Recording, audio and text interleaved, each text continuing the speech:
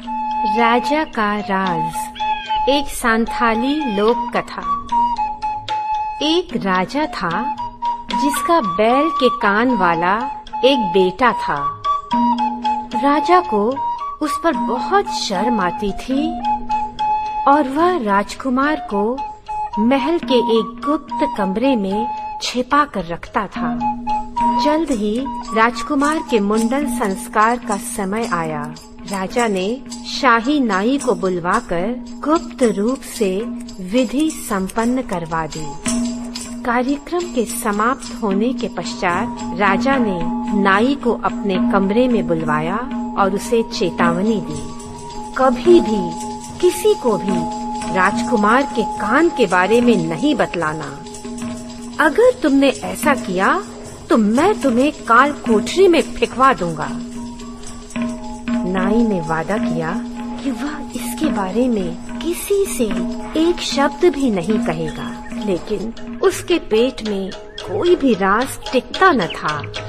दिन गुजरते गए और उसका पेट फूलने लगा। मुझे किसी को बताना ही होगा, नहीं तो मेरा पेट फट जाएगा, नाई ने सोचा। तभी उसके दिमाग में एक शानदार विचार कौंधा। वह एक पुराने पेड़ के पास गया और जल्दी से उसने वह रहस्य पेड़ के कान में फुसफुसा दिया। तुरंत ही उसे राहत महसूस होने लगी और उसका पेट अपने सामान्य आकार में आ गया।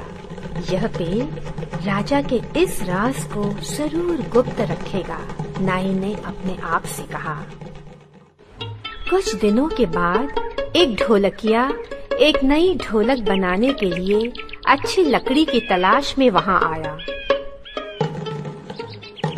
वह ठीक उसी पेड़ के सामने आकर खड़ा हो गया जिसे उस नाई ने अपना राज बताया था।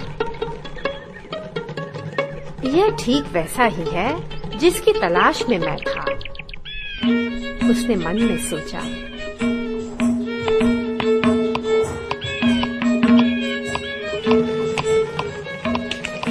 उसने जल्द ही अपने लिए एक नई ढोलक बना ली और महल में राजा के सामने गाने के लिए गया। संतरी उसे देखकर खुश हुआ। राजा को खुश करने के लिए कुछ गाओ, आज वे गुस्से में हैं, रक्षक ने कहा। अचानक ढोलक अपने आप ही गाने लगी। मेरे पास एक राज है जिसे किसी के भी कानों में नहीं पड़ना चाहिए। राजा के बेटे के बैल के कान हैं। संतरी ने जल्दी से ढोलक छीन ली और ढोलकिया पर चिल्लाते हुए बोला, कोई राजा के रहस्य नहीं उगल सकता। कोई तुम्हें पकड़ ले इससे पहले तुम भाग जाओ। मगर तब तक बहुत देर हो चुकी थी। राजा ढोलकिया का गाना सुन चुका था और ढोलकिये को अंदर लाने का आदेश दे चुका था। बेचारे को घसीटकर दरबार में लाया गया। इसे काल कोठरी में फेंक दो, राजा गर्जा। मगर यह नहीं, वह तो इसकी ढोलक थी महाराज, संतरी ने कहा। तो इस ढोलक को भी काल कोठरी में फेंक दो और उन सब को सजा दो जिन्होंने मेरा राज सुन लिया है, राजा गुर्राया। वह इतना ज्यादा गुस्से में था कि उसकी मूंछ हिलने लगी। संतरी साहस के साथ आगे बढ़ा। हे राजन, तब तो यह बेहतर होगा कि आप अपने पूरे साम्राज्य को ही काल कोठरी में फेंक दें, क्योंकि हम सबको आपका राज पता चल गया है। राजा अवाक रह गया। उसने अपने सबसे विश्वसनीय मंत्री की ओर देखा। क्या यह सच है? उसने पूछा। जी हाँ महाराज, हमने कभी कुछ इस वजह से नहीं कहा क्योंकि हम आपको दुखी नहीं करना चाहते थे, उसने कहा। राजा को शर्मिंदगी महसूस हुई।